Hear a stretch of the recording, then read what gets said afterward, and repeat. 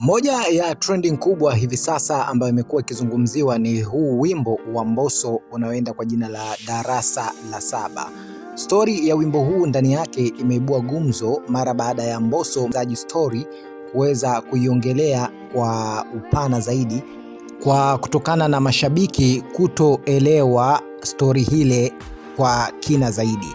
Sasa Mbosso binafsi aliweza kufanya mahojiano na vituo vya redio mbalimbali na akaweka wazi kwamba hii story wengi imewachanganya, na yeye ameiweka sawa kwa kuelezea namna ambavyo ilivyokuwa na namna ambavyo alivyokuwa akimtafuta mpenzi wake Maria wa Darasa la Saba, jinsi ambavyo ilivyokuwa mpaka Mbosso akakamatwa na kupelekwa jela kwa kitu ambacho hakikumhusu yeye wala kwa kosa ambalo hakulifanya. Kama ulikuwa ukifuatilia ulidhani Mbosso amekuwa na Maria wake pale gesti kipindi ambacho Maria ameweza kuuawa, jambo ambalo si kweli, na Mbosso mwenyewe ameweza kufafanua zaidi kwa kusema kwamba hata yule mwanamke ambaye aliuawa sio Maria wake wa Darasa la Saba aliyekuwa akimtafuta.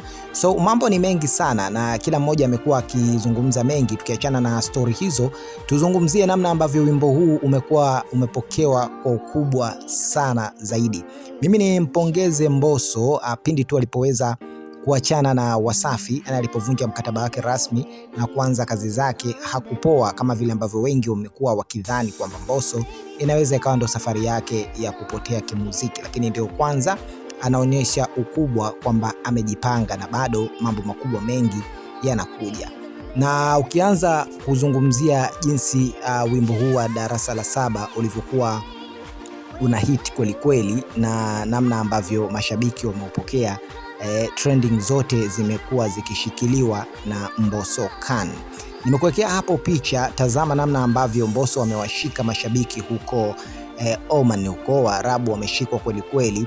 Ukitazama Kenya, ukija Rwanda, Burundi, Tanzania pamoja na baadhi ya sehemu, wimbo huo licha ya kuwa haujakaa trending nambari moja kwa baadhi ya sehemu, lakini bado unaendelea kusumbua na kuzungumziwa, lakini pia umekuwa ni wimbo pendwa kwa asilimia kubwa. Hii ni ishara ya kwamba muziki mzuri siku zote huwa unahitaji maandalizi yaliyokuwa bora, na ndio kitu ambacho Mbosso ameweza kufaulu kwa kuweza kuandaa ideas kali, lakini pia production iliyokuwa nzuri kuanzia kwenye audio pamoja na video, lakini pia utengenezaji na aina ya watu ambao wamekuwa akifanya nao kazi. Yani timu yake Mbosso imekuwa ni timu ambayo imenyooka kweli kweli, ni teamwork ambayo kazi yake inaonekana, kwa sababu ukitazama aina ya videos ambazo Mbosso anazifanya utagundua kwamba kuna ubunifu wa hali ya juu sana na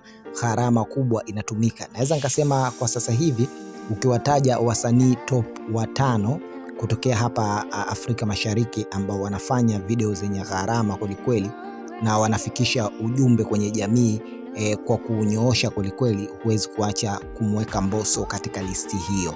Na kwa hakika niseme tu pia Mbosso mwaka huu ameweza kufungua kwa video ya kufungia mwaka. Naweza nikasema wengi wametoa comments na kusema kwamba video hii ya Darasa la Saba hakika lazima iingie katika tuzo za video bora za mwaka huu 2026, yani 2026. Wewe una mawazo wapi katika haya? Lakini pia una mshauri nini Mbosso aongeze nini akipunguze, na umeuonaje na bado unausikiliza wimbo huu wa Darasa la Saba, na wewe bado unamtafuta mpenzi wako kama Mbosso?